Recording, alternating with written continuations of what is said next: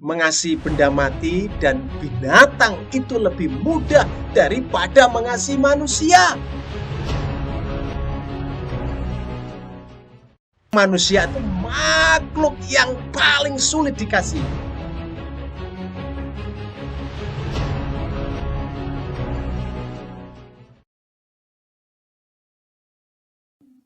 Damai sejahtera menyertai sahabat-sahabatku semua. Sahabatku, Yesus pernah menceritakan kepada kita tentang anak yang terhilang dan ia mau bertobat serta pulang ke rumah bapaknya. Lalu dalam perjalanan pulang, ia sudah merancang dan melatih pidato pertobatan untuk bapaknya. Tetapi sahabat-sahabatku tahu, pidatonya jadi berantakan semua. Sebab sebelum ia sempat mengucapkan pidato yang ia siapkan buat bapaknya, rupanya bapaknya dari jauh sudah berlari-lari menyambut dia. Sahabat-sahabatku, begitulah kasih Allah kepada manusia. Kasih Allah itu selalu bersemangat dalam menyambut setiap orang berdosa. Tangannya selalu terbuka buat manusia. Manusia yang sudah bobrok dilahirkan kembali menjadi baru. Lalu lahir kembali itu seperti apa? Apa seperti daur ulang? Bukan. Kualitas barang daur ulang itu lebih buruk dari barang semula. Plastik daur ulang kualitasnya lebih jelek dari plastik sebelumnya. Tetapi kalau lahir kembali, sahabatku itu diciptakan ulang. Sahabatku diberi hati dan roh yang baru sehingga sahabatku menjadi ciptaan yang baru dan layak menerima hidup yang kekal. Wow. Sahabat-sahabatku, kasih semacam itulah yang dimiliki Allah. Sama seperti Bapak dari anak yang terhilang. Allah setia menantikan kita ketika kita menolak taat kepadanya. Dia tidak pernah meninggalkan kita ketika kita ditinggalkan semua orang. Dia siap mengampuni kita, padahal kita sering menyakitinya. Dia menerima kita dengan penuh semangat ketika kita datang dalam kehinaan. Tetapi sahabat-sahabatku semua, apa kenyataannya? Semakin hari semakin banyak anak yang terhilang. Kasih orang kepada Tuhan dan sesamanya manusia menjadi semakin dingin. Dan manusia lebih mencintai dirinya sendiri. Mungkin kasih yang dulu Anda miliki telah dibunuh oleh waktu dan kenyataan hidup. Kasih Anda yang hebat pada masa muda mungkin perlahan-lahan memudar seiring waktu. Dan semangat masa muda yang menyala-nyala untuk Tuhan perlahan-lahan lenyap oleh kenyataan hidup yang tak sesuai, tak seindah harapan. Mungkin kasih Anda menjadi pudar karena irama kehidupan dan rutinitas sehari-hari yang membosankan. Atau kasih Anda memudar karena pergumulan-pergumulan hidup. Semua itu membuat kita harus mengingat kembali kasih Allah kepada kita. Agar roh Anda kembali bangkit dan menyala-nyala untuk mengasihi Tuhan. Kasih Allah itu dirangkum dalam Yohanes 3 ayat yang ke-16. Demikianlah kata firman Tuhan. Karena begitu besar kasih Allah akan dunia ini, sehingga ia telah mengaruniakan anaknya yang tunggal, supaya setiap orang yang percaya kepadanya tidak binasa, melainkan beroleh hidup yang kekal. Wow. Seperti yang telah kita baca dalam ayat tadi, Yohanes 3 ayat yang ke-16 ini hanya terdiri dari 25 kata. Tetapi 25 kata ini telah menyingkapkan semua tentang kasih Allah dan telah berhasil mengubah hidup umat manusia dan membawa manusia keluar dari kegelapan. Wow, amazing. banyak orang bertobat saat merenungkan ayat ini. Ada saat-saatnya di dalam hidup ini, sahabat-sahabatku, ketika kita merasa sendirian dan ditinggalkan semua orang, maka ayat ini menghibur kita bahwa ada pribadi yang selalu mengasihi kita. Kata kasih dalam ayat ini berasal dari kata kerja agapao dan kata benda agape, suatu kasih yang sempurna. Sahabat-sahabatku semua, ada 7 perkara tentang kasih Allah dalam Yohanes 3 ayat yang ke-16 ini. Yang pertama, objek atau sasaran kasih Allah ialah dunia ini. Siapa yang dikasihi Allah? Yang dikasihi Allah adalah dunia ini atau kosmos. Apa yang dimaksud dunia ini? Seluruh umat manusia atau orang-orang pilihannya saja? Ada yang berpendapat bahwa arti kata dunia bermakna sempit, yaitu hanya orang-orang pilihan Allah dan bukan semua umat manusia di dunia. Yang dimaksud dengan kata dunia dalam Yohanes 3 ayat yang ke-16 adalah semua orang yang di dunia. Sebab Dia menghendaki semua orang diselamatkan, seperti tertulis dalam 1 Timotius 2 ayat yang ketiga sampai yang keempat. Itulah yang baik dan yang berkenan kepada Allah, Juru Selamat kita, yang menghendaki supaya semua orang diselamatkan dan memperoleh pengetahuan akan kebenaran.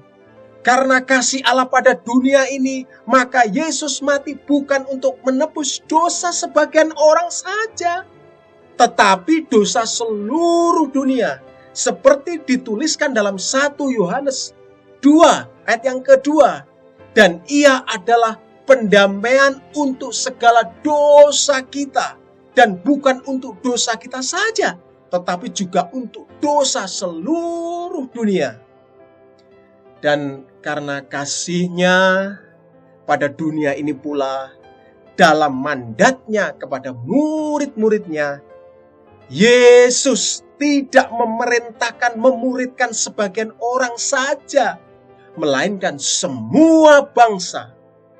Karena itu, pergilah, jadikan semua bangsa muridku, dan baptislah mereka dalam nama Bapa dan Anak dan Roh Kudus. Jadi sasaran kasih Allah ialah semua orang di dunia ini. Kasih kemurahan Allah tidak hanya berlaku bagi segolongan orang-orang pilihan saja, tapi bagi seluruh umat manusia di dunia ini. Hanya saja dunia ini memang tidak mengenal Dia, padahal dunia ini dijadikan olehnya. Kasih Allah akan dunia ini sangat menakjubkan. Wow, bukan karena dunia ini megah dan indah, bukan karena dunia ini besar dan agung, tapi karena dunia ini sangat jahat dan rusak. Dunia yang jahat seharusnya dibuang, dibinasakan, namun justru jadi sasaran kasih Allah. Bukankah kita juga mengasihi hal-hal yang indah? Kita mengasihi orang-orang yang baik, kita mengasihi anak-anak yang penurut, kita menyayangi rumah kita yang indah. Apalagi kalau rumah kita dikelilingi oleh banyak tanaman anggrek yang bisa mengeluarkan bau yang harum. Wow, tentunya sangat menyenangkan sekali. Kita menyayangi baju-baju kita, perhiasan, dan mobil-mobil yang mahal, dan sebagainya. Jadi intinya sahabat-sahabatku, kita akan mengasihi sesuatu yang layak kita pandang baik, serta layak untuk dikasihi, bukan?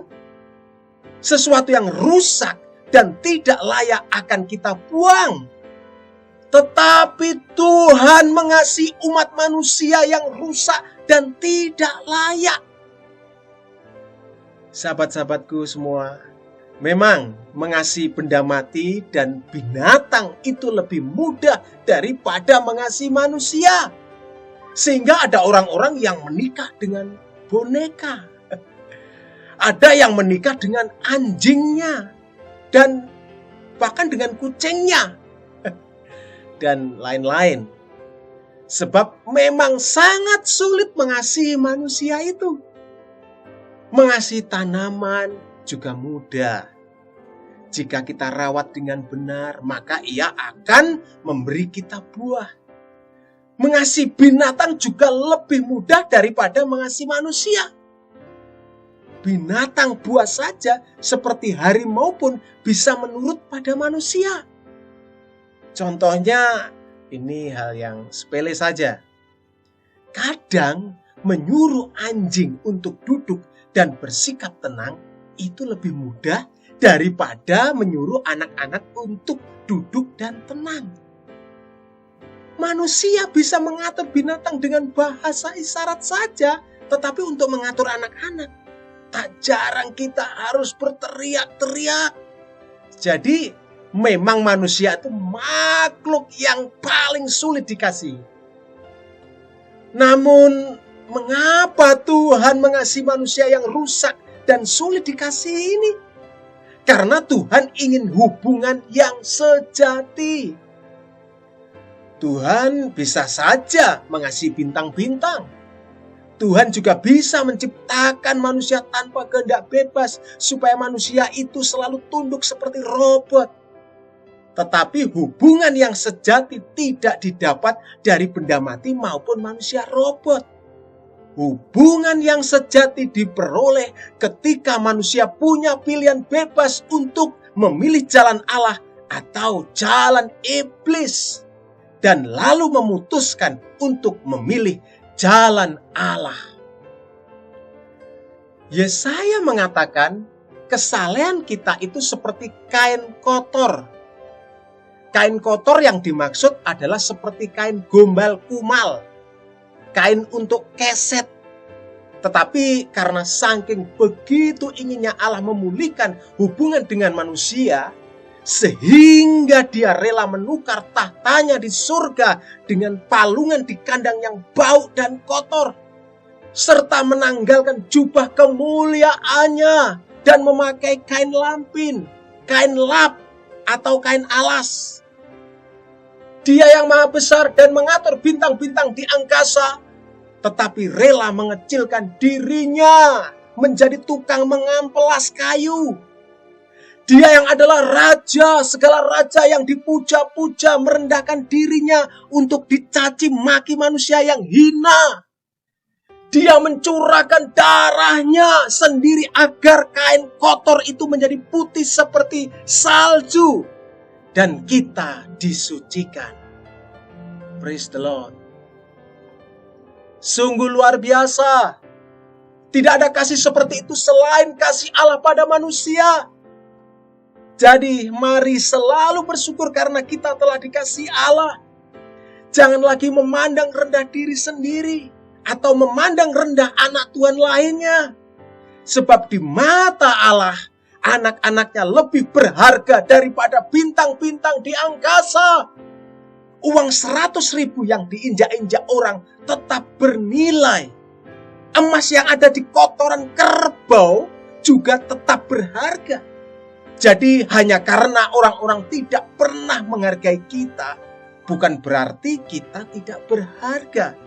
Kita berharga di mata Tuhan dan Tuhan sangat mengasihi kita. Walaupun ku tak bisa memberimu cinta yang sempurna dan tak bernoda, Kau memberiku cinta begitu sempurna, tak berubah untuk selamanya. Tak ada yang dapat menghalangi Engkau untuk mengasihi kami, baik itu kesukaran, aniaya, kelaparan, kemiskinan, bahaya, ataupun kematian. Di seluruh alam ini tidak ada kuasa dan kekuatan apapun, baik yang di langit maupun di bumi, yang dapat menggagalkan Engkau untuk mengasihi kami. Engkau rela mati bagi kami. Cintamu begitu besar dan sempurna, karena tidak ada kasih yang lebih besar daripada kasih yang rela memberikan nyawanya. Walaupun ku tak bisa memberimu cinta yang sempurna dan tak bernoda, kau memberiku cinta begitu sempurna, tak berubah untuk selamanya,